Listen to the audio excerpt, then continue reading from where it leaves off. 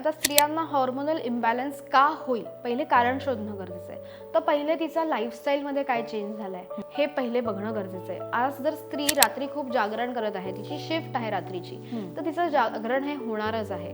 So तेव्हा तिच्या शरीरात हॉर्मोनल इम्बॅलन्स हा ऑटोमॅटिक व्हायला चालू होणार आहे. बिकॉज तिला जेव्हा झोपण्याची गरज होती, तिला रेस्ट घेण्याची गरज होती, त्या काळात तिने ती रेस्ट घेतलेली नाही आहे आणि त्यामुळेही तिचा हॉर्मोनल इम्बॅलन्स होणार आहे. त्याचप्रमाणे जंक फूड किती आहारात घेतलं जात आहे त्याच्यावर सुद्धा ते डिपेंडंट असतं. पाळी अनियमित यायला लागते, वजन वाढायला लागतं, हिरसुटिझम होत असतो, चेहऱ्यावर केस यायला लागलेले असतात आणि इन्सुलिन रेझिस्टन्स सुद्धा व्हायला लागलेला असतो. इन्सुलिन हे सुद्धा एक हॉर्मोन आहे. सो कधी होतं की आपण जेव्हा आहाराच्या वेळा आपल्या पाळत नाही, म्हणजे आज मी 1 वाजता जेवले, उद्या मी 2 वाजता जेवते, परवा मी 3 वाजता जेवते.